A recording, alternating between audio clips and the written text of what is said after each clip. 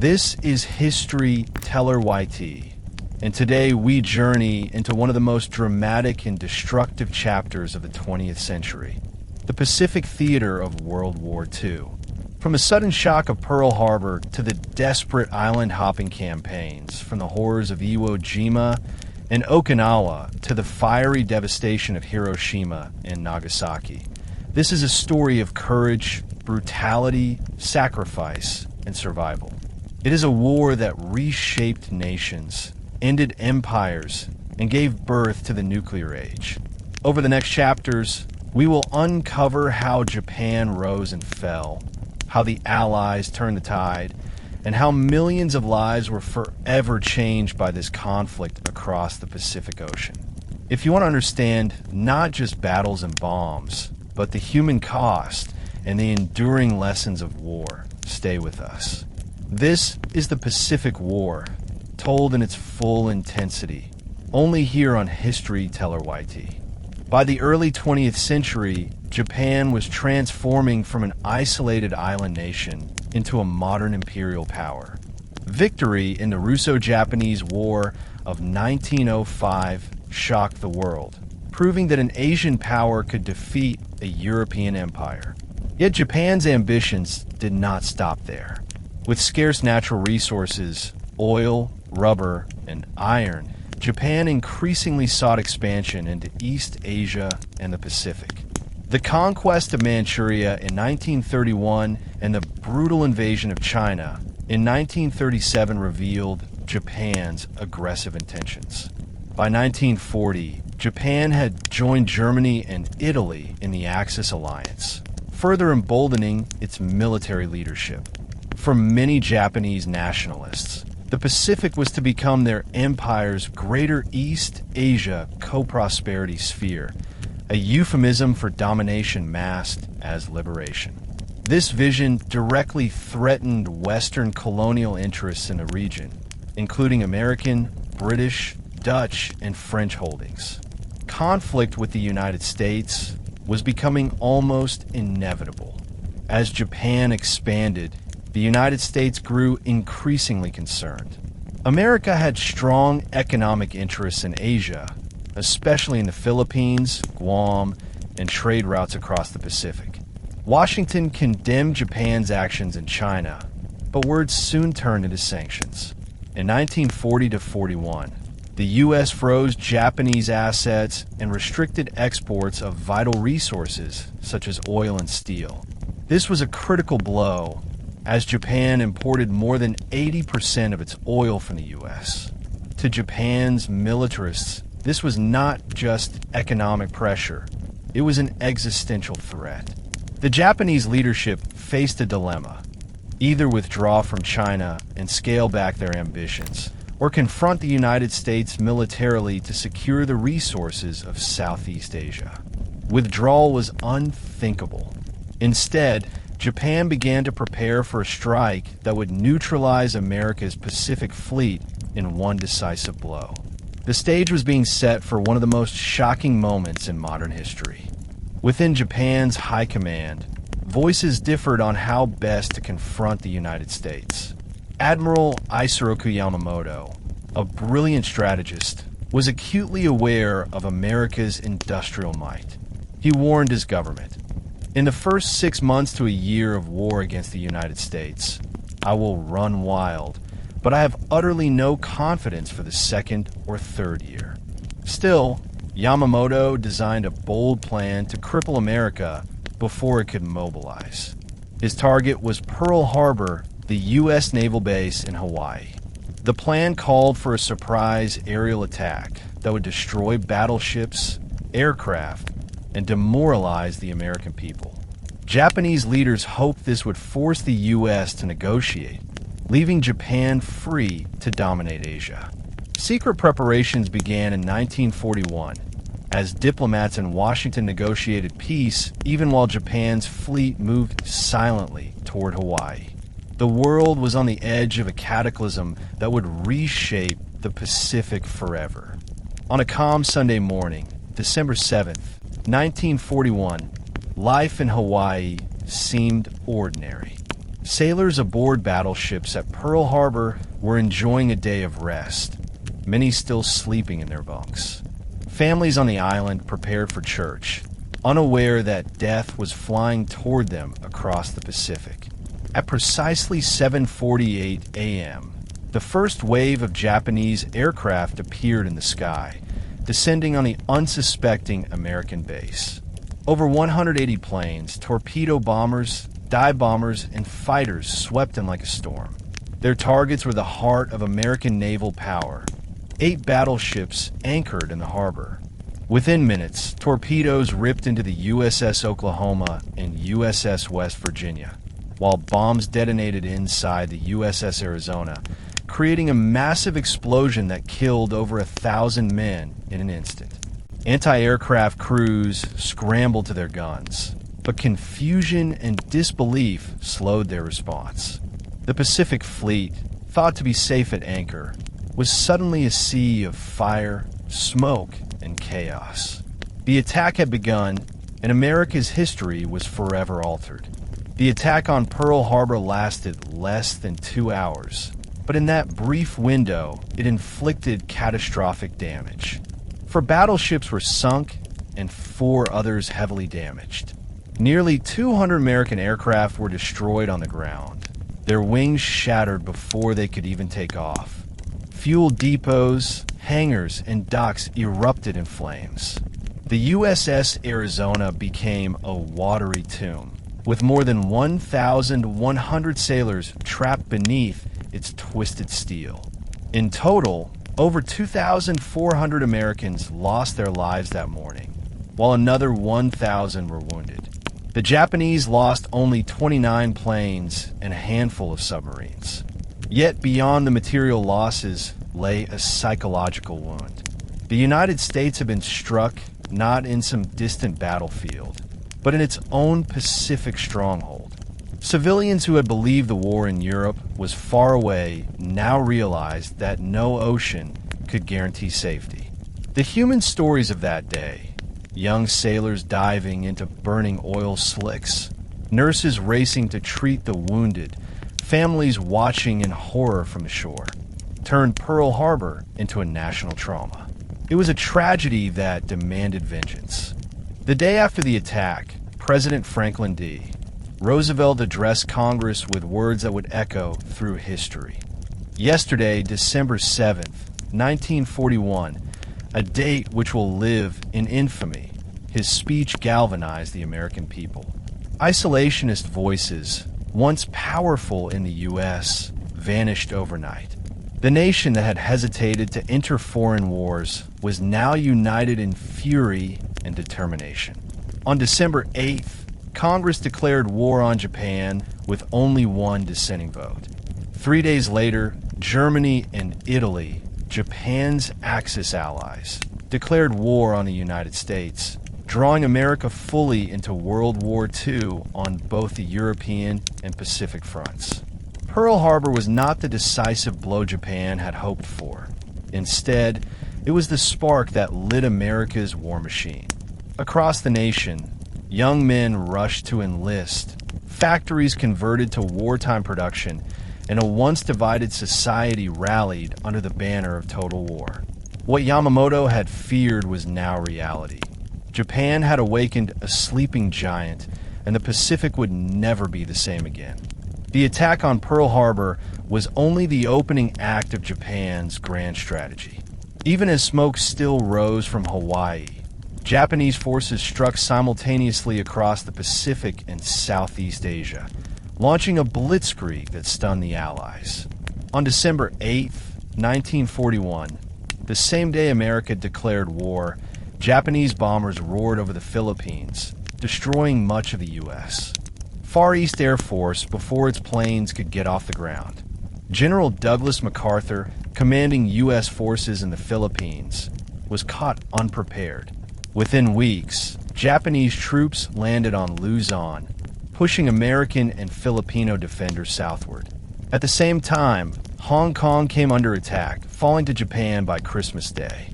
British possessions in Malaya and Singapore were next, despite Britain's pride in its fortress defenses. The Japanese advance was relentless, swift, and shocking to the Western colonial powers, who had long underestimated Japan's military capability. In less than 2 months, Japan shattered the illusion of European invincibility in Asia.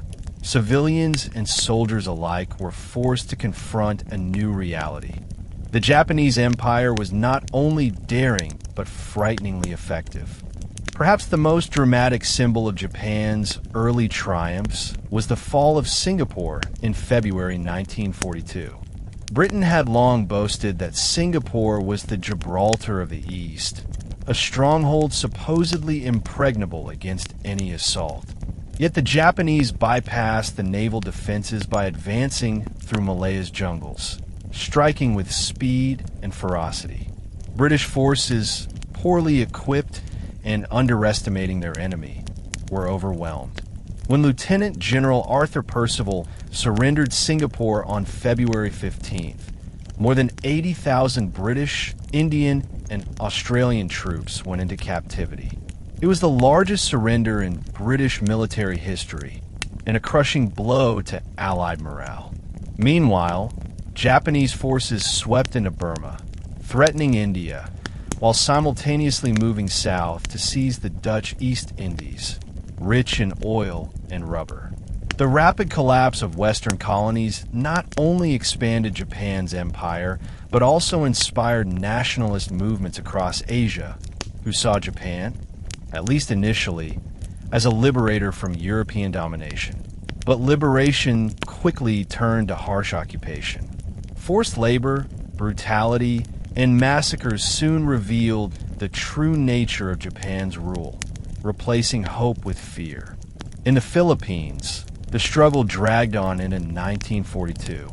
General MacArthur withdrew to the Bataan Peninsula with tens of thousands of American and Filipino troops, hoping to hold out until reinforcements arrived. But none came. In March, MacArthur was ordered by Roosevelt to escape to Australia, leaving his famous vow, "I shall return." By April, starvation, disease, and relentless Japanese assaults forced the defenders to surrender. What followed was one of the most infamous atrocities of the Pacific War, the Bataan Death March. Over 70,000 prisoners were forced to march 65 miles under brutal conditions, deprived of food and water, beaten, and executed if they faltered. Thousands perished along the route.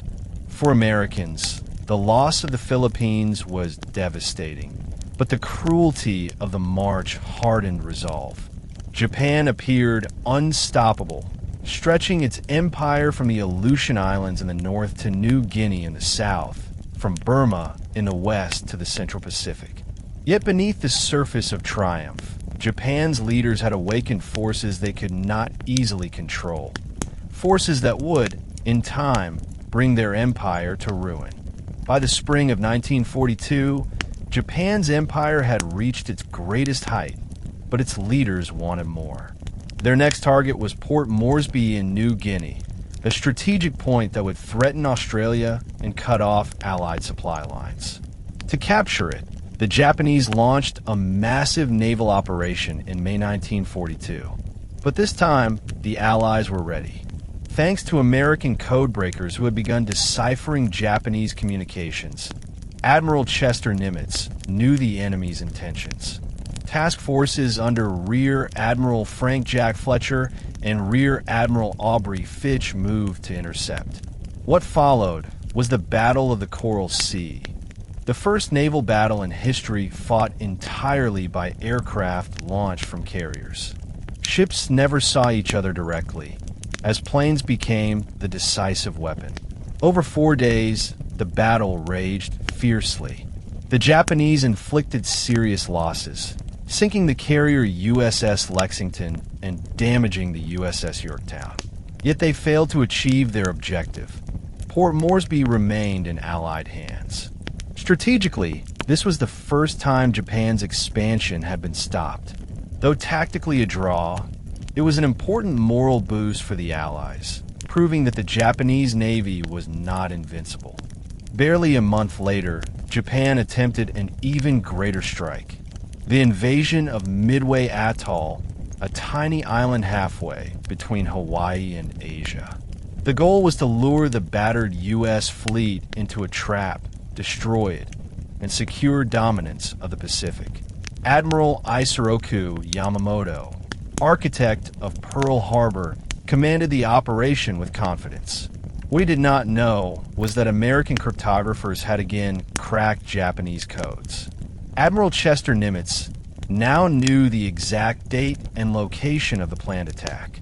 He set an ambush of his own, deploying his 3 available carriers, Enterprise, Hornet, and the hastily repaired Yorktown, north of Midway. On June 4th, 1942, Japanese bombers attacked Midway, but American planes were already en route to strike the Japanese fleet. At first, U.S. attacks failed disastrously, with many squadrons annihilated. But persistence paid off. A group of American dive bombers suddenly found the Japanese carriers exposed, their decks cluttered with fueled planes and bombs. Within minutes, 3 carriers, Akagi, Kaga, and Soryu, were engulfed in flames. By the end of the battle, Japan lost 4 carriers, the heart of its striking power. Midway was not just a battle, it was the turning point of the Pacific War. The significance of Midway cannot be overstated. Before June 1942, Japan had seemed unstoppable, sweeping through Asia and the Pacific with unmatched momentum. After Midway, the tide shifted permanently. The Japanese Navy lost over 3,000 men for carriers and hundreds of experienced pilots who could not be easily replaced. America, meanwhile, retained its industrial advantage. Shipyards on the West Coast were already producing new carriers at a staggering pace. For Japan, Midway was a catastrophic blow to its strategic initiative. No longer could it freely dictate the terms of battle. For the United States, the victory was a morale triumph that electrified the nation, coming just 6 months after the humiliation of Pearl Harbor. From now on, the Allies would move from defensive reactions to an offensive campaign. Admiral Yamamoto's fears had come true. Japan had awakened a giant whose resources, technology, and manpower would grow relentlessly. The Pacific War was entering a new phase, one in which Japan would begin to feel the crushing weight of American industrial and military power. After Midway, the Allies had finally seized the strategic initiative. Yet victory was not guaranteed. Japan still controlled vast stretches of territory, and its armies remained strong. The next question was where to strike. The answer emerged in the Solomon Islands, specifically the island of Guadalcanal. Located along key sea lanes between the United States, Australia, and the South Pacific, Guadalcanal was critical for supply and communication routes. In July 1942, Allied reconnaissance discovered that Japan was building an airfield on the island. If completed, this airfield would threaten Australia and allow Japan to cut off Allied operations. American planners, under Admiral Ernest King and General Douglas MacArthur, recognized the urgency. The airfield had to be seized before it became operational. Thus began Operation Watchtower, the first major Allied offensive in the Pacific. On August 7th, 1942, U.S. Marines stormed the beaches of Guadalcanal, achieving complete surprise. They quickly captured the nearly finished airstrip, later renamed Henderson Field. But taking the airfield was only the beginning. Japan would not surrender Guadalcanal without a brutal fight, and what followed would be one of the most grueling campaigns of the war. The struggle for Guadalcanal lasted for 6 months, from August 1942 to February 1943, and involved continuous battles on land, at sea, and in the air. On the ground, U.S. Marines and later Army reinforcements fought to defend Henderson Field against relentless Japanese assaults. The jungle terrain was unforgiving, Thick vegetation, swamps, heat, disease, and insects claimed almost as many lives as bullets. Japanese troops launched night attacks, often screaming "Banzai" as they charged, only to be cut down by machine gun fire. At sea, some of the fiercest naval battles of the Pacific took place in the waters around Guadalcanal. The battles of Savo Island, Cape Esperance, and the naval battle of Guadalcanal saw carriers, cruisers, and destroyers locked in desperate night duels. Both sides suffered terrible losses, but America's ability to replace ships and aircraft gave it the edge. In the air, Cactus Air Force, a ragtag group of Marine, Navy, and Army aviators flying from Henderson Field, played a decisive role, intercepting Japanese bombers and ships attempting to reinforce their forces. Every day was a test of endurance, and neither side was willing to yield. Guadalcanal became a war of attrition, grinding down Japan's ability to sustain offensive operations. By early 1943, the balance of power had tilted decisively in the Allies' favor. Japan had poured thousands of men into Guadalcanal, but starvation, disease, and relentless American pressure wore them down. The U.S. Navy, despite heavy losses, managed to maintain supply lines long enough for reinforcements and resources to flow steadily. In contrast, Japanese resupply missions, the so-called Tokyo Express, could not keep pace. By February 1943, Japanese commanders recognized the futility of continuing the fight. In a remarkable feat of discipline, they evacuated more than 10,000 surviving soldiers under cover of night, abandoning the island. For the Allies, the victory was a milestone. Guadalcanal proved that Japan could be beaten in a sustained campaign. More importantly, it marked the transition from defensive operations to a relentless Allied offensive across the Pacific. From this point forward, the strategy of island hopping would take shape, targeting key islands, bypassing others, and slowly but surely bringing the war closer to Japan's homeland. The cost had been immense, tens of thousands dead on both sides. But the lesson was clear.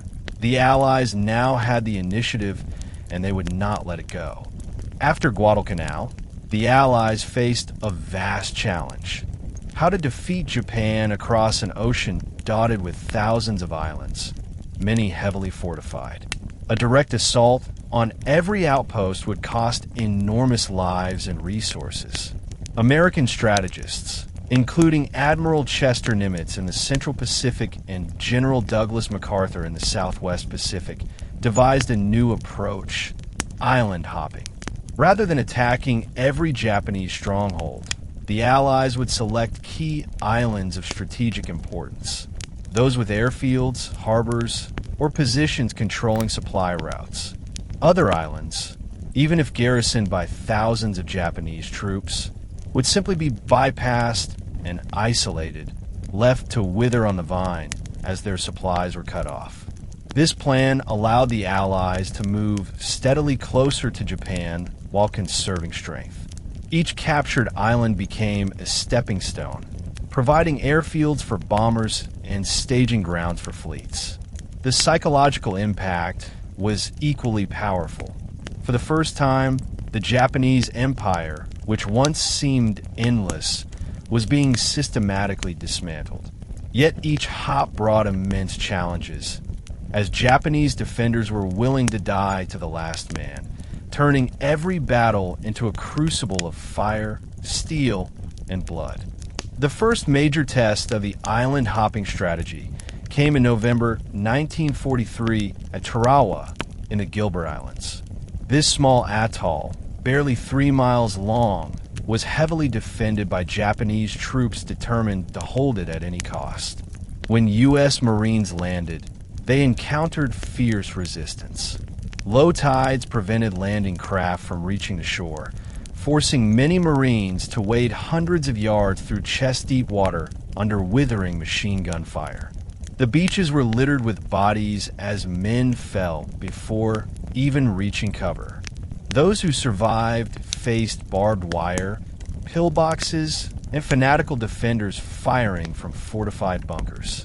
The battle raged for 76 hours, and though the Marines ultimately captured the island, the cost was staggering. Over 1,000 Americans killed and 2,000 wounded, while nearly the entire Japanese garrison of 4,800 was annihilated. Only a handful of defenders surrendered. Tarawa shocked the American public, who saw photographs of the carnage for the first time. Yet it also hardened resolve and provided critical lessons in amphibious warfare about tides, pre-landing bombardments, and coordination that would be applied in future battles. Tarawa was a bloody beginning, but it proved that the strategy of island hopping was possible, though at terrible cost. Building on Tarawa, the Allies moved into the Marshall Islands in early 1944, striking at Kwajalein, Roynamore, and Eniwetok. This time, American commanders refined their tactics. Longer bombardments, better intelligence, and improved coordination between Navy and Marines. The results showed. Though fighting remained fierce, the operations were more efficient and less costly than Tarawa. Each captured island became a base for further advances, with new airstrips allowing bombers to reach deeper into Japanese-held territory. By mid-1944, the Allies had effectively broken through Japan's outer defensive perimeter. The success of the Marshalls demonstrated the growing mastery of amphibious warfare, logistics, and air-sea coordination that would define the Pacific War. Meanwhile, Japanese strategy faltered. Their once mighty fleet had been weakened at Midway, and their garrisons, cut off and undersupplied, could not stop the Allied advance. The Pacific was vast, but the Allies now had a clear pathway forward. Step by step, they would leap across the ocean, seizing islands that brought them ever closer to Japan's homeland. Ahead lay even more brutal battles, but also opportunities to crush Japan's capacity to resist. The stage was set for the next decisive campaigns, the Marianas and the Philippines. By mid-1944, the United States had carved its way across the Central Pacific through the Gilberts and Marshalls. The next objective was the Mariana Islands, Saipan, Tinian, and Guam. These islands were not only critical stepping stones, they were also within striking distance of Japan itself. From the Marianas, the new long-range B-29 Superfortress bombers could reach the Japanese home islands, threatening their cities and industrial centers directly. For Japan, the Marianas were part of their inner defensive ring, essential to protecting their homeland. Losing them would not only be a military catastrophe, but also a political disaster for the Japanese government. As the Americans prepared to invade Saipan in June 1944, both sides understood the stakes. This was not just another island, but a turning point. Japanese forces had fortified the Marianas heavily, and the Imperial Navy was prepared to risk everything to defend them. Admiral Raymond Spruance and Admiral Chester Nimitz planned one of the largest amphibious assaults of the war. For the Allies, capturing the Marianas meant bringing the war directly to Japan's doorstep. For the Japanese, it was a battle for survival. The invasion of Saipan on June 15, 1944, immediately drew Japan's fleet into battle. Determined to repel the American assault, the Japanese launched Operation Ago, sending their carriers and battleships into the Philippine Sea. The stage was set for one of the largest carrier battles in history. On June 19th, waves of Japanese aircraft rose into the sky, seeking to destroy the U.S. fleet and regain the initiative. But the Americans had overwhelming advantages: radar technology, well-trained pilots, and superior fighter planes, particularly the Grumman F-6F Hellcat. As Japanese planes approached, American pilots intercepted them in massive numbers. What followed was a slaughter. Poorly trained Japanese aviators, many of them rushed replacements after the losses at Midway, flew into disciplined American formations, and were cut down mercilessly. By the end of the day, more than 300 Japanese aircraft were destroyed for minimal American losses. U.S. pilots joked that it was like shooting turkeys, and the battle became forever known as the Great Marianas Turkey Shoot. The destruction of Japan's carrier air arm crippled its ability to wage offensive naval war. Though some Japanese carriers survived, they were now floating shells. Without aircraft, they were useless. While the sea battle raged, U.S. Marines and Army units fought a brutal campaign on Saipan. Japanese defenders, numbering over 30,000, resisted fiercely with artillery, machine guns, and banzai charges. The battle was one of the bloodiest of the Pacific War. American troops advanced slowly, suffering heavy casualties, but their superior firepower eventually wore down the defenders. On July 9th, after weeks of savage fighting, Saipan was declared secure, though pockets of resistance lingered. The human tragedy was immense. Thousands of Japanese civilians, fearing capture, were driven by propaganda to commit mass suicides, leaping from cliffs into the sea. The fall of Saipan had seismic consequences. In Tokyo, Prime Minister Hideki Tojo's government collapsed under the shock of defeat, marking the beginning of political instability in Japan. Strategically, the victory gave the United States bases from which B-29 bombers could strike Tokyo and other cities, inaugurating a new phase of the war: strategic bombing of the Japanese homeland. The Marianas campaign marked the collapse of Japan's outer defenses and revealed the futility of their hopes for victory. The noose was tightening, and Japan was now on the defensive, fighting desperately to delay the inevitable. When General Douglas MacArthur escaped from the Philippines in March 1942 under orders from President Roosevelt, he left behind his troops with a promise: "I shall return."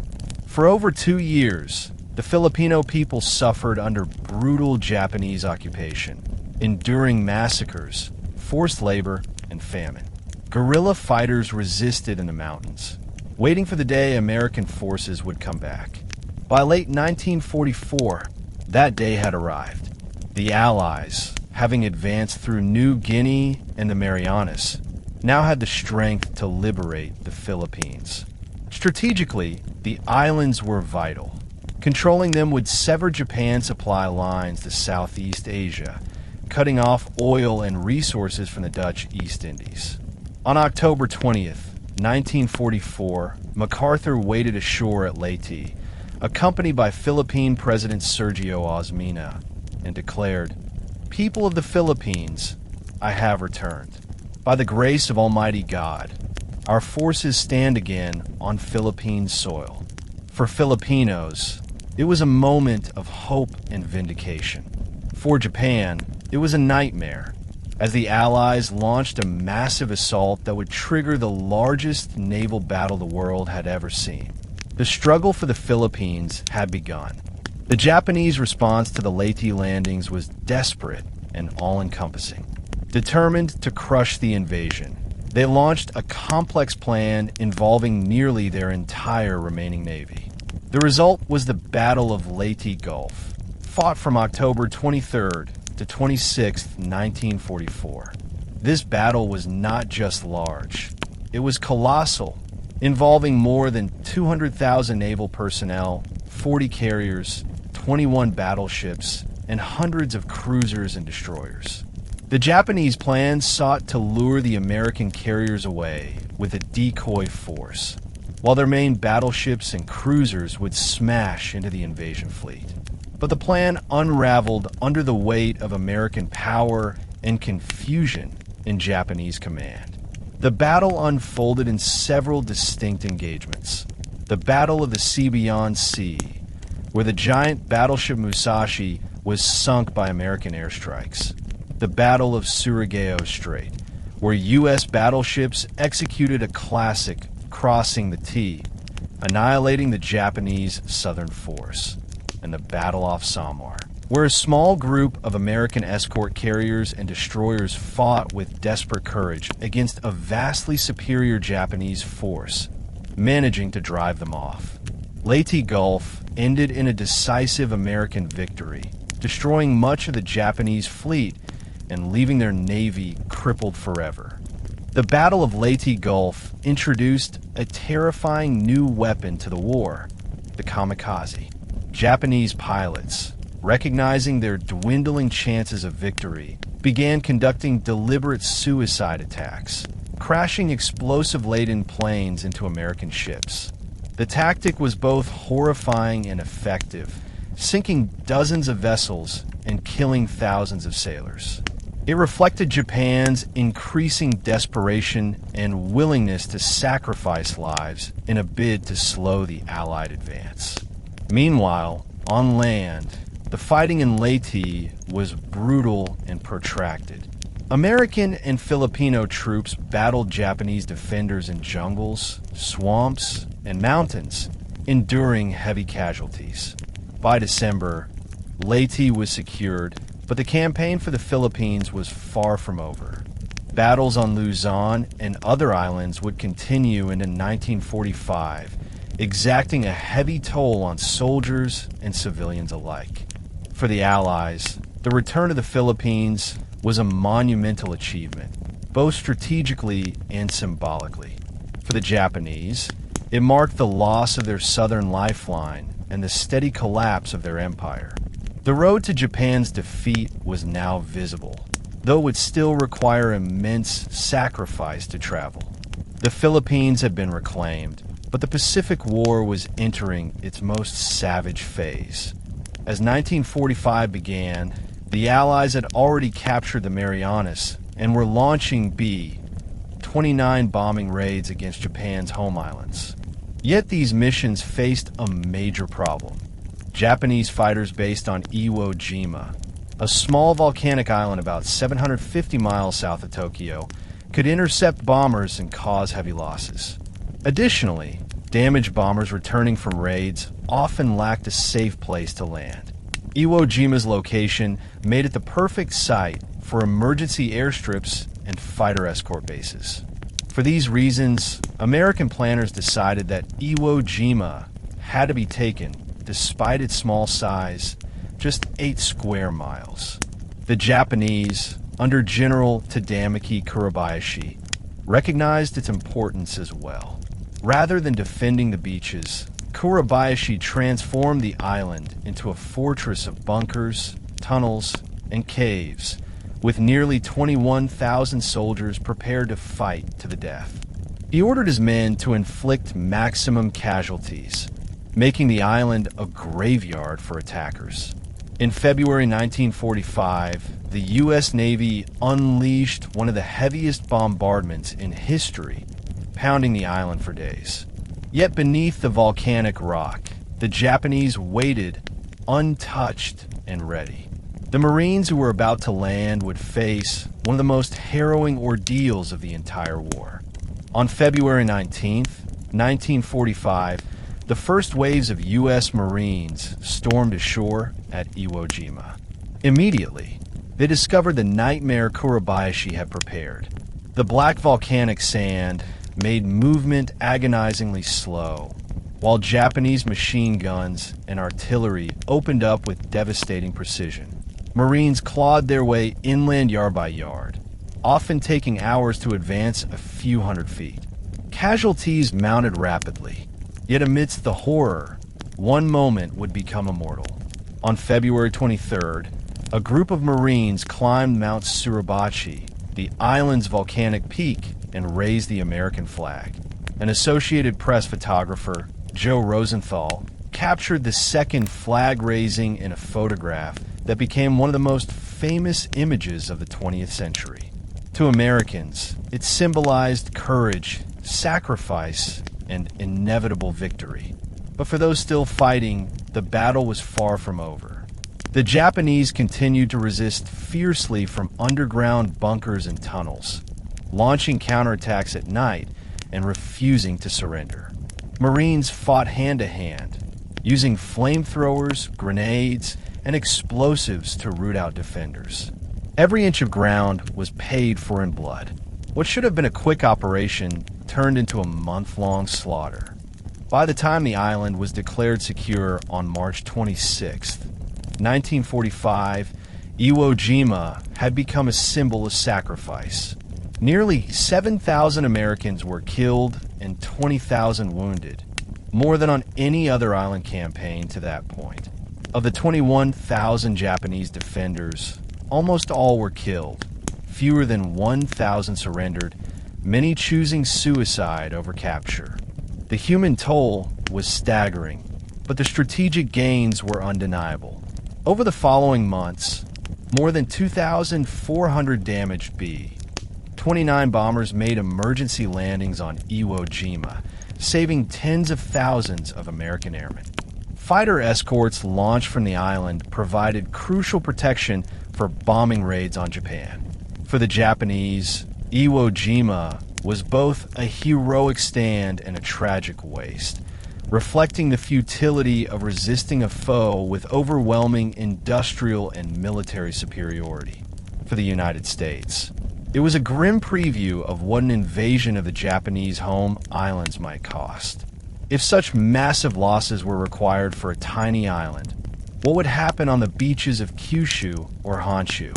The Battle of Iwo Jima proved the bravery of both sides, but also hinted that the endgame of the Pacific War would be unimaginably bloody, unless another solution could be found. After the grueling victory at Iwo Jima, the Allies turned their eyes to Okinawa, the largest of the Ryukyu Islands, only 350 miles from Japan's home islands. Capturing Okinawa would give the Allies a staging ground for the planned invasion of Japan itself. Operation Downfall. It would also provide airfields for bombers and a naval base close enough to support the assault on the mainland. For the Japanese, Okinawa was the final barrier before their homeland. They prepared to defend it with everything they had. General Mitsuru Ushijima commanded more than 100,000 troops, supported by tanks, artillery, and fortified positions across the island's rugged terrain. Civilian populations were caught in the middle, numbering nearly 300,000, and many were pressed into service as laborers or even fighters. The battle promised to be not just a clash of armies, but a fight involving an entire society. On April 1st, 1945, Easter Sunday, and ironically also April Fool's Day, American troops of the 10th Army landed on Okinawa. To their surprise, the beaches were lightly defended. Yet this was not mercy, but strategy. The Japanese had deliberately withdrawn inland, preparing a defense in depth that would bleed the invaders white. The stage was set for the bloodiest campaign of the Pacific War. Once ashore, the U.S. forces advanced quickly across Okinawa's central plain. But soon they ran headlong into the main Japanese defensive lines anchored along the southern part of the island, the Shuri Line. Here, the Japanese had dug into caves, ridges, and fortified positions, making every advance costly.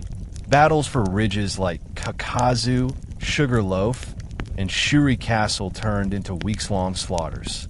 American artillery and naval guns leveled hills, but Japanese troops, shielded in tunnels, emerged again and again. At sea, the U.S. Navy faced the largest wave of kamikaze attacks of the war. Nearly 1,500 suicide planes struck relentlessly, sinking dozens of ships and damaging hundreds more.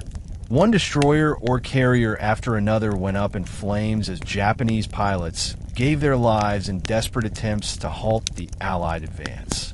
On land, rain turned the battlefield into a morass of mud and blood. Soldiers fought at close quarters, often with flamethrowers and grenades to clear caves. The toll on both sides was horrific. American and Japanese bodies littered the ridges, and civilians, caught in the crossfire, endured unimaginable suffering. Okinawa was not just a battle. It was a grinding, merciless ordeal that seemed to echo the violence of the entire Pacific War. After nearly 3 months of ferocious combat, Okinawa finally fell in late June 1945. The cost was staggering.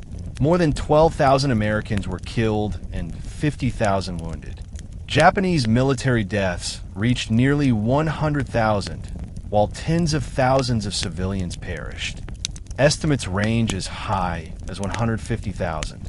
Many Okinawan civilians, driven by propaganda and fear, committed suicide rather than surrender, leaping from cliffs or dying in mass tragedies.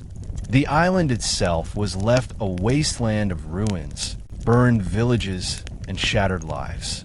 For the Allies, the capture of Okinawa achieved its purpose, a base for the invasion of Japan. But the ferocity of the fighting raised a terrifying question. If Okinawa, merely a stepping stone, had cost so much blood, what would it take to conquer the Japanese home islands, where millions of soldiers and civilians were prepared to resist?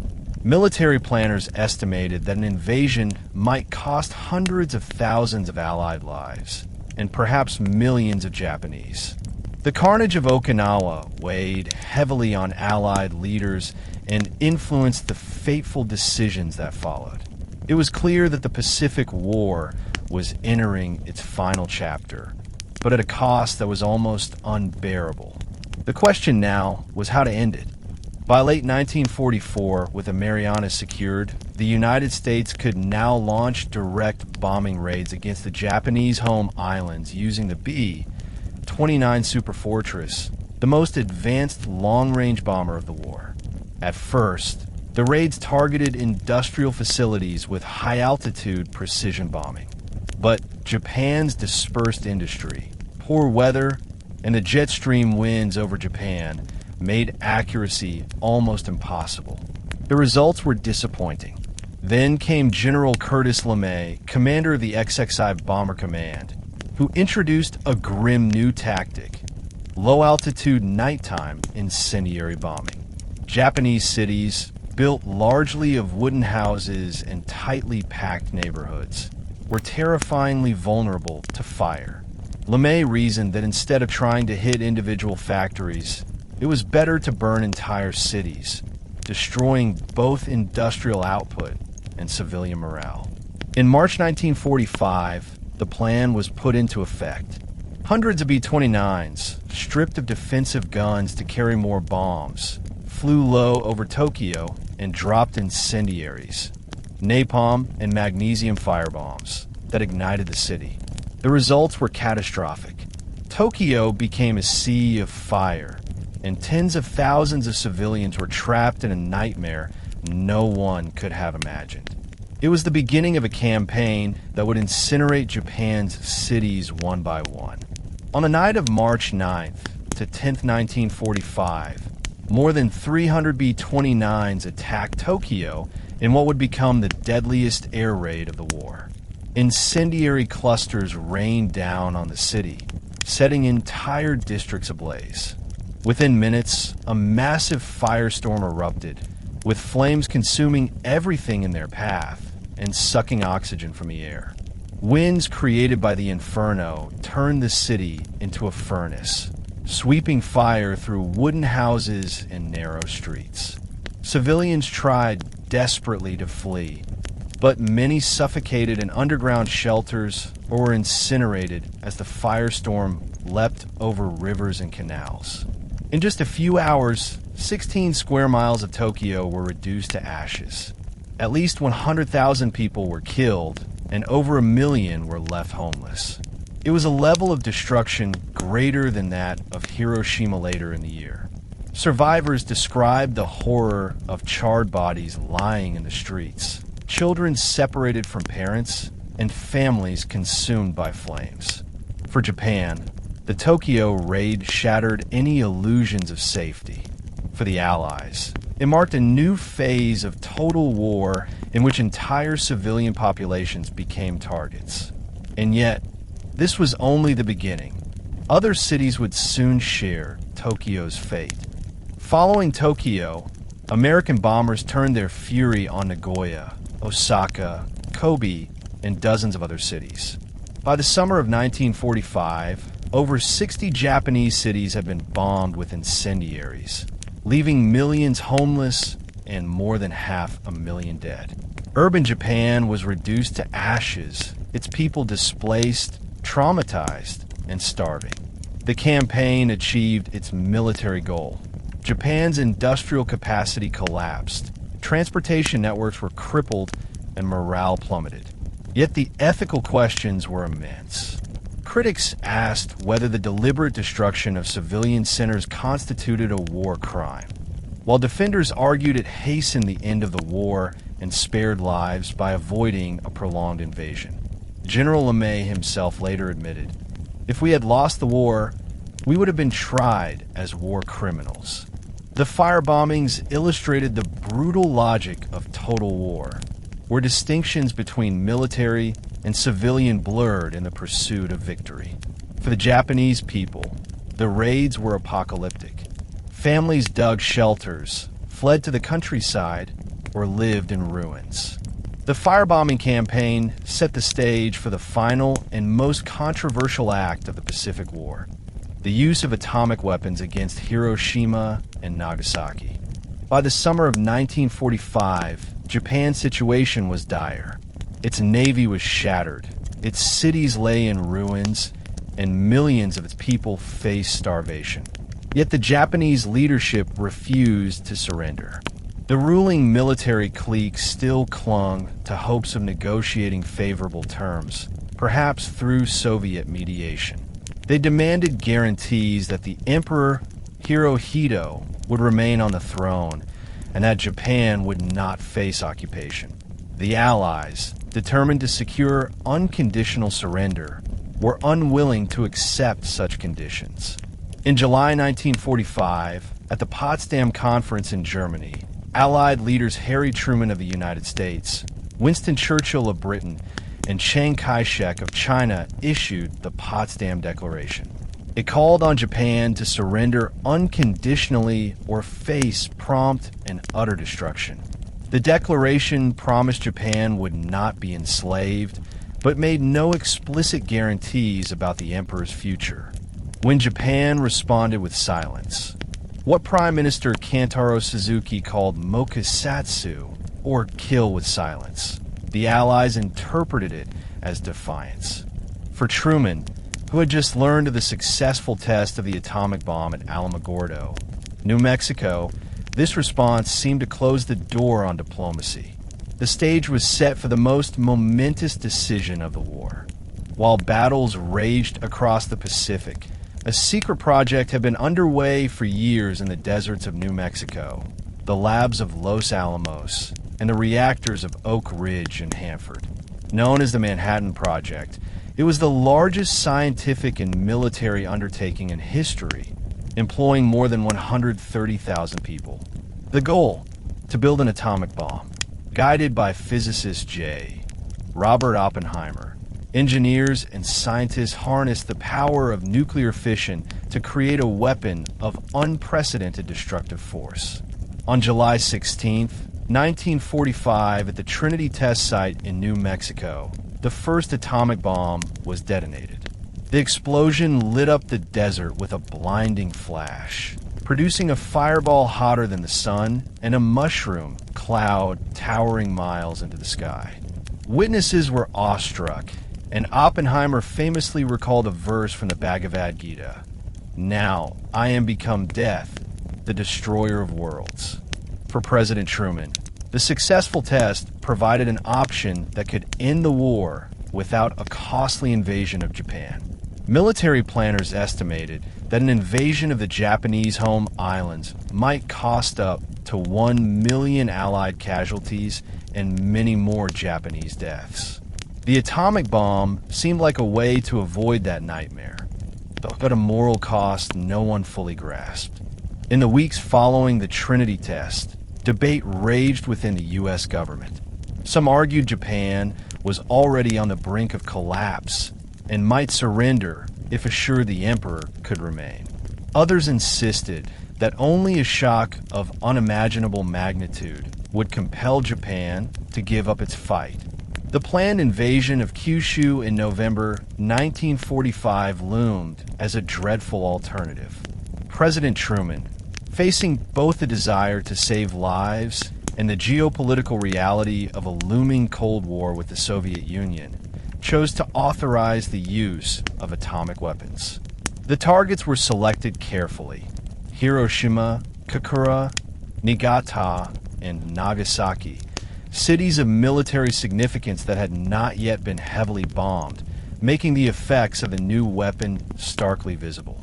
Hiroshima, an industrial and military hub, was placed first on the list. On July 25th, Truman approved the order for the bomb to be used as soon as weather permitted after August 3rd. Unaware of the full horror that was about to be unleashed, the world stood on the edge of a new era. For the Japanese people, the countdown to catastrophe had already begun, even as their leaders hesitated in silence. For humanity, the atomic age was about to dawn in fire. On the morning of August 6th, 1945, the Japanese city of Hiroshima awoke to another day of war weariness, food shortages, and air raid sirens. Few citizens suspected that their city, a military hub with 350,000 residents, had been chosen for an unprecedented attack. At 8:15 a.m., the American B-29 bomber Enola Gay, piloted by Colonel Paul Tibbets, released a single bomb nicknamed Little Boy. It descended silently before detonating about 1,900 feet above the city center. In an instant, a blinding flash lit the sky, followed by a massive fireball and shockwave that flattened everything within 2 miles.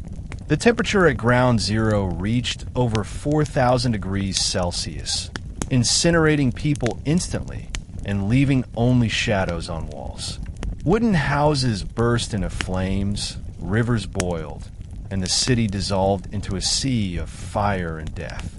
An estimated 70,000 people died immediately, with tens of thousands more succumbing in the days and weeks that followed from burns, injuries, and radiation sickness. Survivors, later called hibakusha, wandered the ruins in shock, skin peeling, eyes blinded, clothes burned away. Hiroshima had been transformed from a bustling city into a smoldering wasteland in seconds. The age of nuclear warfare had begun, and the world would never be the same again. Even after the horror of Hiroshima, Japan's leadership hesitated. Military hardliners insisted the nation must fight on, believing they could negotiate better surrender terms or await Soviet mediation. But events moved faster than they imagined. On August 8th, 1945, the Soviet Union declared war on Japan and launched a massive invasion of Manchuria, crushing Japanese armies there within days. The very next day, August 9th, the United States dropped a second atomic bomb, this time on Nagasaki. The mission had originally targeted Kokura, but heavy cloud cover forced the crew of the B-29 boxcar to divert to Nagasaki, an industrial city producing ships, weapons, and munitions. At 11:02 a.m., the bomb nicknamed Fat Man exploded over the city. Though its blast was partially contained by Nagasaki's hilly terrain, the devastation was still immense.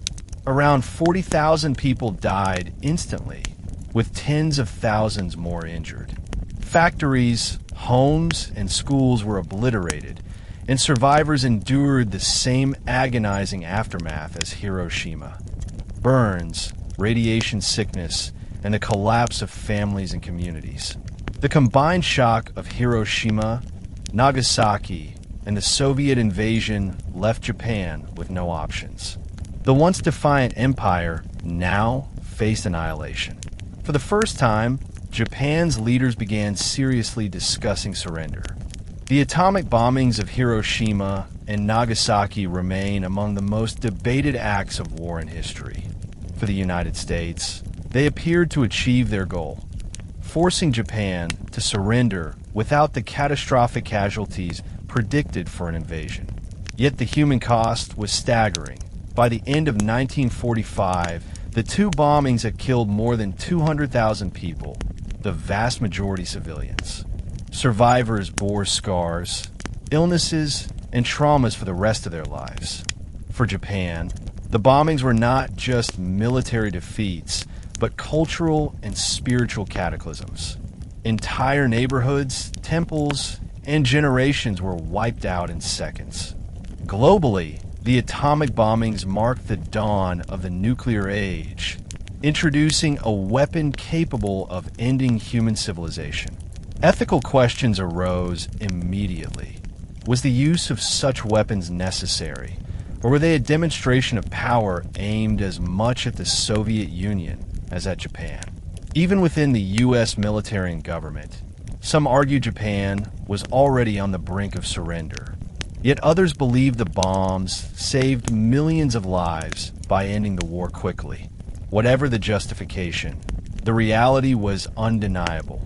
Hiroshima and Nagasaki burned into the world's consciousness as symbols of both human ingenuity and human horror. The war in the Pacific was now racing to its conclusion, and the Japanese Empire faced the ultimate reckoning. After the atomic bombings of Hiroshima and Nagasaki, and the Soviet Union's sudden invasion of Manchuria on August 8, 1945, Japan's leaders faced an unprecedented crisis. The Supreme War Council, often called the Big Six, was split between hardliners determined to fight to the last and moderates who recognized the futility of continued resistance. The military insisted on conditions, such as preserving the imperial institution, no Allied occupation, and control over war crimes trials, that were unacceptable to the Allies. Yet the reality was stark. Japan's cities were ash, its navy lay at the bottom of the sea, and millions of civilians faced starvation. For perhaps the first time, Emperor Hirohito stepped beyond his usual ceremonial role. He listened to the deliberations of his advisors, who could not reach consensus, and then declared his wish to end the war. In the unprecedented sacred decision, Hirohito insisted that Japan accept the terms of the Potsdam Declaration, provided the emperor's position could be preserved. For the military elite, this was almost unthinkable, but the emperor's voice carried divine authority. On August 14, 1945, Japan sent its acceptance of surrender to the Allies. The world, exhausted after 6 years of global war, held its breath. Even after Japan's surrender message, confusion and resistance remained. Some officers attempted a coup in Tokyo, hoping to prevent the emperor's broadcast and continue the war. They seized the imperial palace grounds and tried to destroy the recording of Hirohito's surrender speech. But loyal troops suppressed the uprising, and the plot collapsed. On August 15th, 1945, for the first time in history, the Japanese people heard the voice of their emperor. In a radio broadcast known as the Gyokyon Hoso, Hirohito spoke in formal, archaic Japanese that many struggled to understand. Yet his message was clear. The war situation has developed not necessarily to Japan's advantage. We have resolved to pave the way for a grand peace for all the generations to come by enduring the unendurable and suffering what is insufferable. For civilians across Japan, the words were both shocking and relieving. Some wept in despair, others in joy that the killing would finally end. Across the world, celebrations erupted. In New York's Times Square, sailors kissed nurses in iconic photographs. In London, crowds filled the streets, singing and dancing. After years of bloodshed, victory over Japan Day, VJ Day, had arrived. The most destructive conflict in human history was at last coming to a close. On September 2nd, 1945, the formal surrender ceremony took place aboard the USS Missouri in Tokyo Bay. The battleship's deck was crowded with Allied officials, journalists, and military officers. Japanese representatives, dressed in formal suits rather than uniforms, stepped forward humbly to sign the documents of surrender. General Douglas MacArthur, now Supreme Commander of Allied powers, presided over the event. Behind him stood admirals, generals, and leaders from many Allied nations, symbolizing global unity in victory. As the Japanese signed, MacArthur declared, "It is my earnest hope that from this solemn occasion a better world shall emerge." With that, World War II was officially over. The toll of the conflict was staggering. More than 60 million dead worldwide, cities obliterated, and an entire world scarred by violence. In Japan, the surrender marked not only defeat, but the beginning of a transformation. The emperor renounced his divine status. American occupation reforms reshaped politics and society, and the once militarist empire became a nation striving for peace. Globally, the end of the Pacific War ushered in a new era, an age of nuclear weapons, superpower rivalry, and the Cold War. Humanity had survived the most destructive war in history, but the lessons and scars of the Pacific theater would remain forever. When Japan surrendered in September 1945, the country lay in ruins. Cities had been incinerated, industries destroyed, and millions were homeless. Into this devastated landscape stepped General Douglas MacArthur, appointed Supreme Commander for the Allied powers, SCAP. MacArthur became, in effect, the ruler of Japan, wielding more authority than even the emperor himself. Yet his mission was not to humiliate, but to rebuild. Under his guidance, the occupation aimed to demilitarize and democratize Japan. The Japanese armed forces were dismantled, weapons destroyed, and military leaders purged from power. At the same time, sweeping reforms reshaped society. A new constitution, drafted under Allied supervision, was adopted in 1947. It introduced parliamentary democracy, granted women the right to vote, and enshrined freedoms of speech, press, and assembly.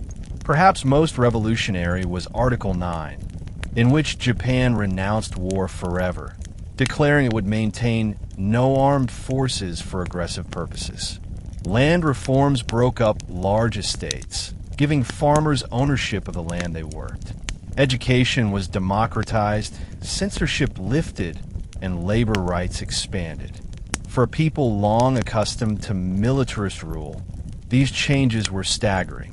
MacArthur, often seen standing tall in sunglasses and pipe, became both respected and resented, but his policies reshaped Japan's destiny. Out of the ashes of defeat, a new nation was being born. Justice for the atrocities committed during the war became a central pillar of the occupation. In 1946, the International Military Tribunal for the Far East, commonly called the Tokyo Trials, was convened to prosecute Japanese leaders accused of war crimes. 28 military and political figures stood accused, including former Prime Minister Hideki Tojo, charged with planning and waging aggressive war, as well as ordering brutalities across Asia. The charges covered everything from the rape of Nanking to the Bataan Death March. Over 2 years of testimony, prosecutors presented mountains of evidence, survivor accounts, military orders, and grisly photographs. The defense argued that the trials represented victors' justice, claiming that Japanese leaders were being punished for actions not considered crimes at the time.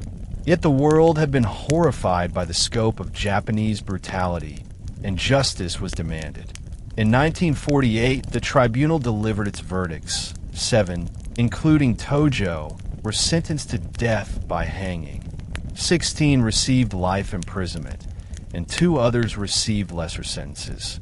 The trials, though controversial, established precedents in international law, linking aggressive war with criminal responsibility and reinforcing the principle that leaders could be held accountable for crimes against humanity. They also forced the Japanese public to confront aspects of their nation's actions that many had been shielded from during wartime censorship. One of the most contentious issues of the occupation was the fate of Emperor Hirohito. Many Allied leaders and citizens believed he should be tried for war crimes, given his symbolic role as head of state during the conflict.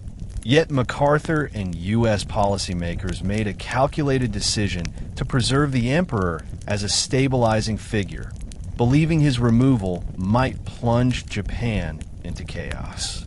Instead, Hirohito was compelled to renounce his divine status in January 1946, publicly declaring that he was a human being, not a living god.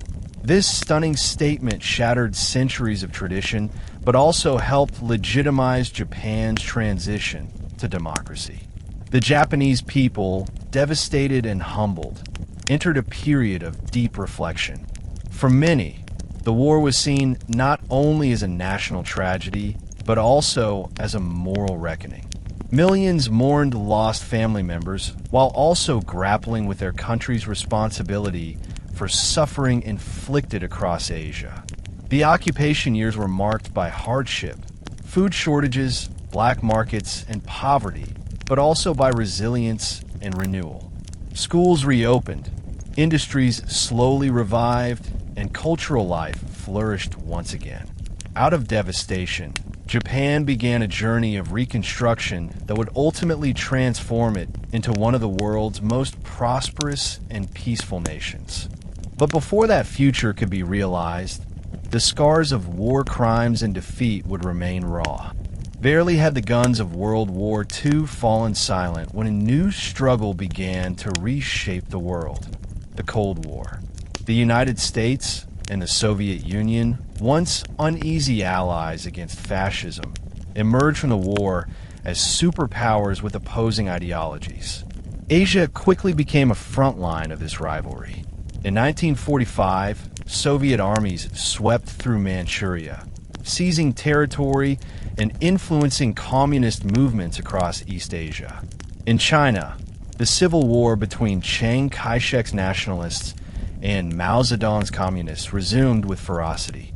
Korea, liberated from Japanese rule, was divided along the 38th parallel into Soviet and American zones of influence, planting the seeds of future conflict. For Japan, this new geopolitical climate drastically altered its role. Instead of being treated merely as a defeated enemy, Japan became a crucial piece in America's containment strategy against communism. Washington realized that a stable, prosperous Japan could serve as a bulwark against Soviet and later Chinese influence in the Pacific. The U.S. occupation's goals shifted. While demilitarization remained official policy, rebuilding Japan's economy and political institutions now became urgent priorities. The Cold War would transform Japan from a destroyed empire into an ally at the heart of American strategy in Asia. Under Allied occupation, economic reforms reshaped Japanese society in ways that aligned with Cold War objectives.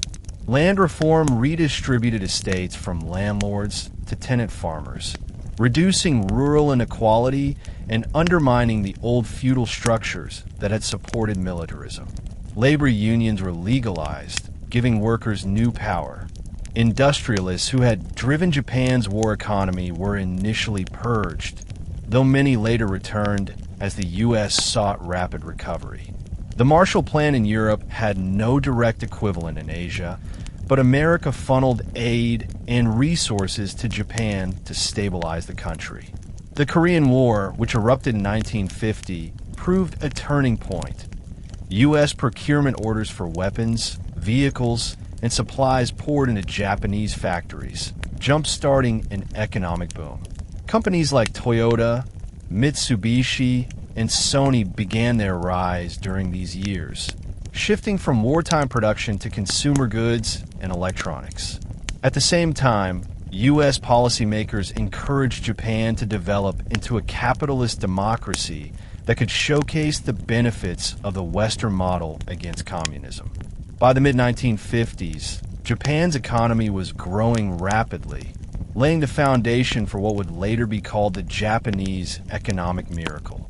From ruins and ashes, Japan was on its way to becoming a modern industrial power once again, but this time under the umbrella of peace, not conquest.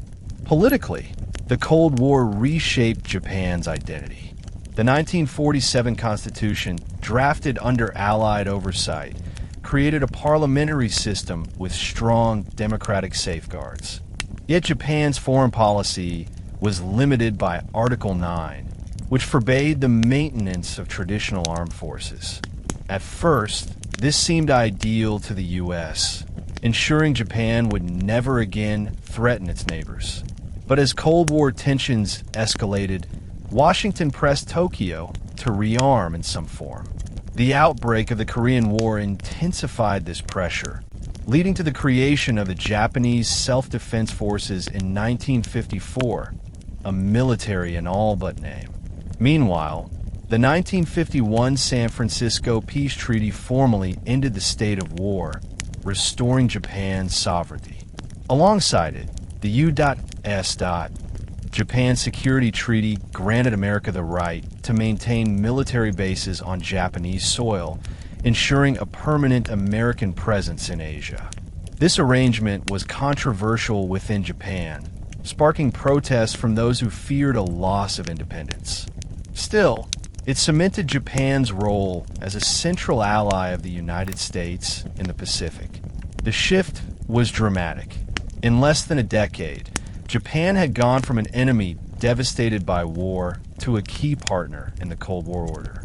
The transformation underscored how global geopolitics could remake nations and turn bitter enemies into strategic allies. When Japan surrendered in August 1945, Korea, which had endured 35 years of brutal Japanese colonial rule, was finally liberated. But freedom came with division. The Allies, rushing to organize post-war arrangements, hastily split the peninsula along the 38th parallel. Soviet forces would occupy the north, and American forces would administer the south. What was meant as a temporary measure hardened into a permanent divide. In the north, the Soviets supported the rise of Kim Il-sung, who built a communist state modeled after Moscow's system. In the south, the Americans backed Syngman Rhee, a staunch anti-communist nationalist. Koreans, who had dreamed of independence, now found themselves pawns in a larger Cold War rivalry. Tensions escalated as both regimes claimed legitimacy over all of Korea. By 1950, these divisions erupted into the Korean War, one of the bloodiest conflicts of the post-World War II era. The roots of that war lay directly in the Pacific War's end, when Japan's collapse left a vacuum that outside powers rushed to fill. For Koreans, liberation from Japanese oppression was immediately overshadowed by the tragedy of national partition, a wound that remains unhealed to this day. In China, the defeat of Japan removed a foreign invader but reignited internal strife. During the war, Chiang Kai-shek's nationalist government and Mao Zedong's communist forces had fought a tenuous alliance against the Japanese. With Japan gone, that fragile unity shattered. The country plunged back into full-scale civil war. The United States funneled aid to the nationalists, while the Soviets provided support and captured Japanese weapons to supply the communists. Corruption and inefficiency plagued Chiang's regime, while Mao's forces gained strength by mobilizing peasants with promises of land reform and social justice. By 1949, the communists triumphed, and Mao proclaimed the founding of the People's Republic of China. The nationalists retreated to Taiwan, establishing a rival government that claimed to be the legitimate China. The outcome reshaped Asia's balance of power, ensuring that the Pacific War's end did not bring peace, but rather a new ideological confrontation. For millions of Chinese, the years after World War II were marked not by relief, but by continued conflict, displacement, and revolution. The fall of China to communism intensified American fears of a red tide in Asia, cementing the Cold War's grip on the region. Across Southeast Asia, the collapse of Japanese occupation ignited powerful nationalist movements. During the war, Japan had driven out European colonial rulers in places like Burma, Indonesia, and Vietnam, claiming to liberate Asians from Western imperialism. In reality, Japanese rule was often as brutal as colonialism, but it opened the door for local leaders to envision true independence. In Vietnam, Ho Chi Minh declared independence in 1945, quoting the U.S. Declaration of Independence. Though soon France returned to reassert control, sparking the First Indochina War. In Indonesia, Sukarno and Muhammad Hatta proclaimed independence as Japan surrendered, leading to a bloody struggle against returning Dutch forces. In Burma, Aung San negotiated independence from Britain after initially cooperating with the Japanese. Throughout the region, the old colonial order was crumbling, and the Pacific War had been the catalyst. The message was clear: the age of European dominance in Asia was ending. Yet the path to independence was violent and uncertain, with new conflicts shaped by Cold War rivalries. The legacy of the Pacific Theater was not just destruction. It was the unleashing of nationalist aspirations that would permanently transform Asia. In the aftermath of surrender, Japan confronted not only physical devastation, but also the moral reckoning of its wartime actions. Yet remembrance was complicated. On one hand, many Japanese saw themselves as victims of firebombings, atomic bombs, and defeat.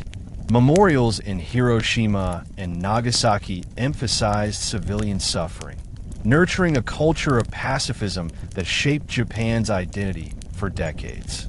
On the other hand, the atrocities committed by the Japanese military across Asia, massacres, forced labor, sexual slavery of comfort women, and brutal occupation policies, were often minimized or forgotten within Japan. School textbooks softened depictions of wartime aggression, and some politicians denied or downplayed atrocities such as the Nanjing Massacre. This selective memory created tension with neighboring countries, especially China and Korea, whose peoples bore the brunt of Japanese brutality. Within Japan itself, a generational divide emerged. Younger Japanese, raised in a democratic society, often questioned the silence of their elders, while veterans clung to narratives of sacrifice and honor. The legacy of the Pacific War thus became not just a matter of history, but a struggle over identity. Was Japan primarily a victim of nuclear war or a perpetrator of imperial violence? The answer remained contested, both within Japan and across Asia. The Tokyo war crimes trials sought to establish accountability, but their scope was limited. While leaders like Hideki Tojo were executed, Emperor Hirohito was shielded from prosecution, a decision driven by U.S. political interests in maintaining stability during the occupation. Many lower-ranking officers and soldiers who had committed atrocities escaped justice, either because evidence was scarce or because Cold War politics shifted priorities. In Southeast Asia, Allied tribunals were set up to prosecute crimes against civilians, yet sentences were inconsistent. The issue of comfort women and girls forced into sexual slavery for Japanese troops, was ignored at the time, only surfacing in international debate decades later. For survivors of atrocities, the lack of full justice left wounds unhealed. Some historians argue the Tokyo trials represented victor's justice, punishing Japanese leaders while ignoring Allied actions such as the atomic bombings or the firebombing of cities. Others see them as an important step toward establishing the principle of individual accountability in international law. Either way, the trials did not end debates over responsibility. Instead, they left a patchwork legacy in which memory, politics, and justice collided, shaping how the war would be remembered across generations. Outside Japan, the Pacific War left scars that shaped national narratives for decades. In China, the memory of Japanese occupation, especially the Nanjing Massacre, became central to national identity, fueling patriotic education and justifying the Communist Party's legitimacy as a defender of the people. In Korea, memories of forced labor, sexual slavery, and cultural suppression under Japanese colonialism remained deeply painful. Disputes over apologies, compensation, and historical recognition continue to spark diplomatic crises between Japan, South Korea, and China well into the 21st century. In Southeast Asia, too, memories of Japanese occupation blended with the struggles for independence, creating complex legacies. Some nationalists initially saw Japan as liberators from European colonialism, only to experience harsh exploitation. Meanwhile, in the United States and Allied nations, the Pacific War was often remembered through the lens of Pearl Harbor, the island-hopping triumphs, and the atomic bombings that ended the conflict. These competing memories reveal how history is not only about what happened, but also about how societies choose to interpret and narrate it. The Pacific Theater was not simply a military struggle. It became a cultural and political battlefield of memory, reconciliation, and unresolved trauma. Among the most haunting legacies of the Pacific War are the hibakusha, the survivors of Hiroshima and Nagasaki. Their testimonies reveal, not statistics, but the lived horror of nuclear warfare. Many hibakusha describe the blinding white flash, followed by a heat wave that stripped clothing and seared skin. Children stumbled through rubble, their bodies burned, crying out for water. Families were torn apart in an instant, with parents unable to find their children amid the chaos. In the days that followed, survivors experienced radiation sickness, hair falling out in clumps, fevers rising, and mysterious burns refusing to heal. For decades after the war, hibakusha faced stigma in Japanese society, as others feared radiation sickness might be contagious or inherited. Many were marginalized, unable to find work or marriage partners. Yet despite the suffering, they became powerful voices for peace. Testifying before schools, parliaments, and the United Nations, hibakusha warned the world of the consequences of nuclear war.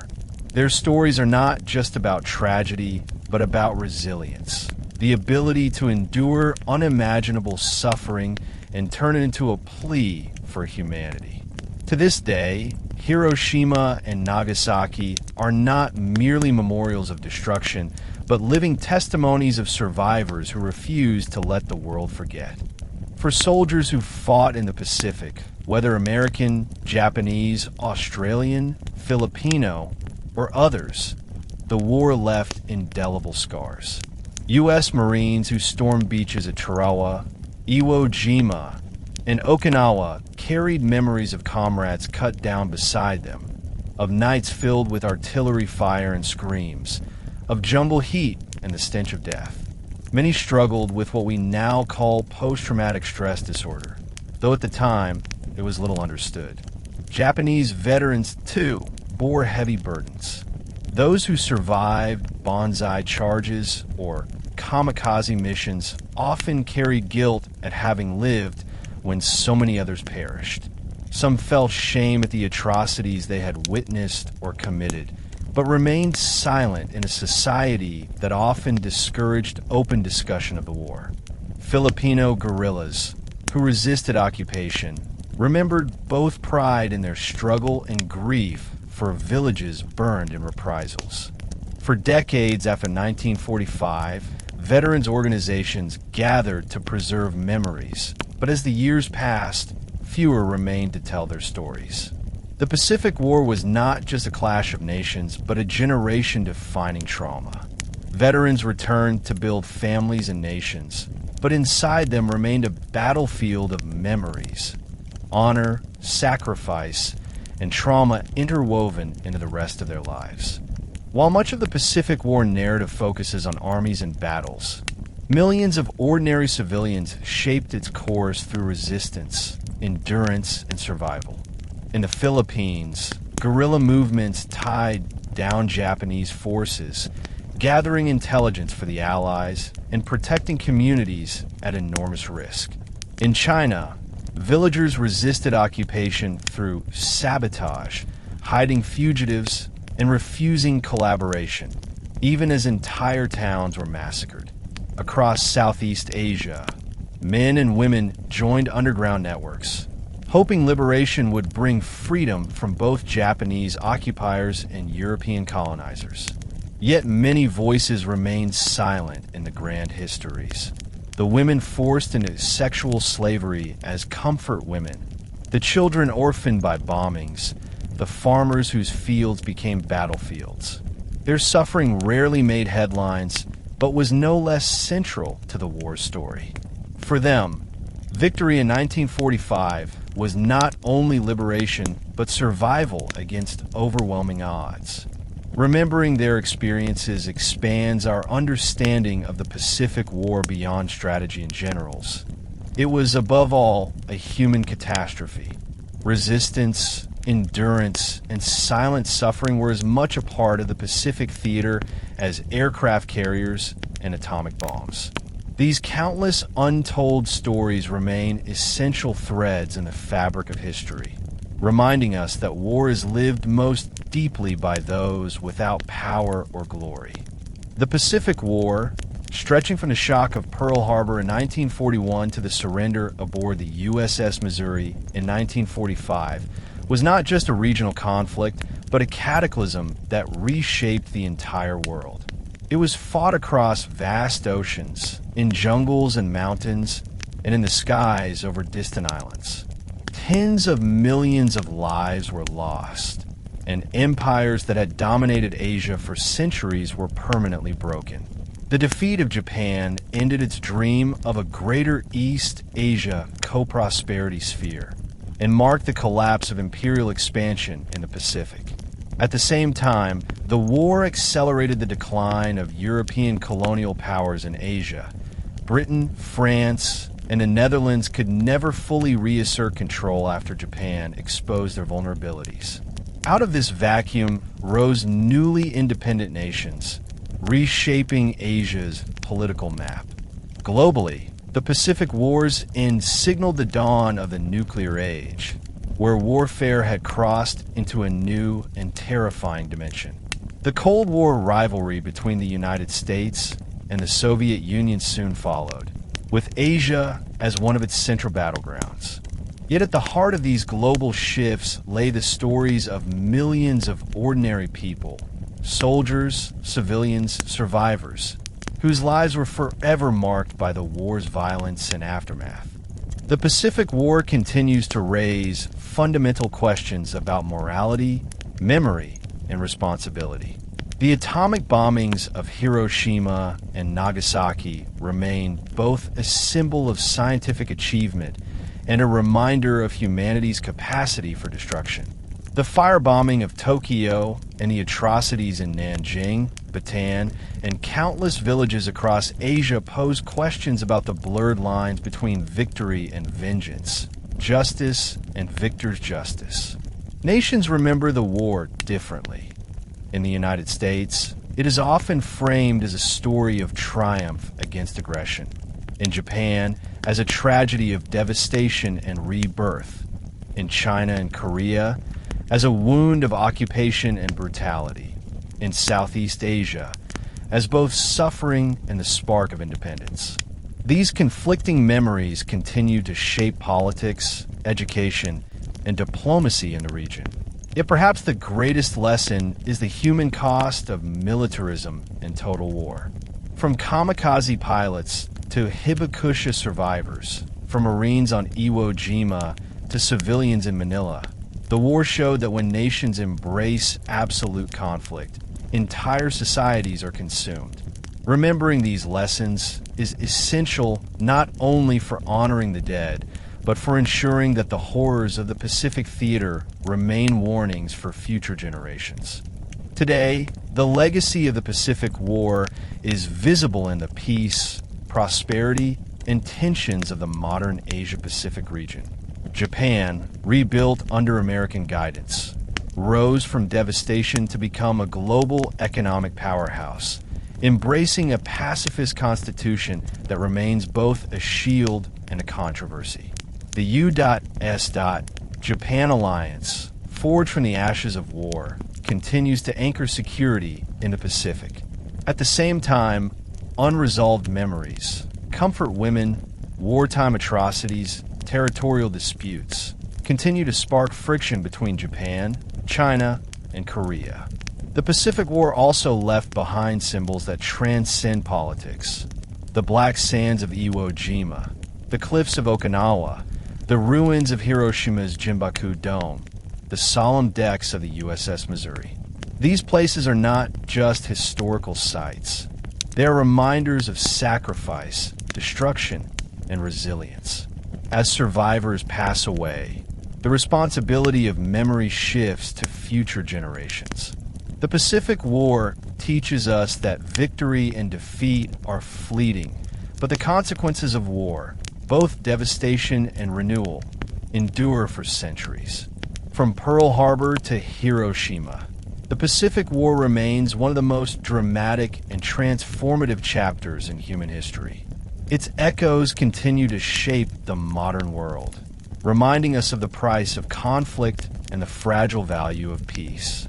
You've just heard the story of World War II in the Pacific, the clash that began with fire at Pearl Harbor and ended with fire in Hiroshima and Nagasaki. Along the way, we saw Japan's empire rise and fall, the Allies' relentless advance, and the resilience of millions caught in the storm. The moral of this history is clear.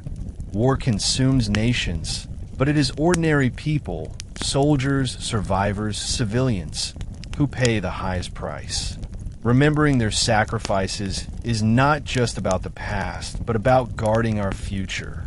Thank you for joining me on this journey through history.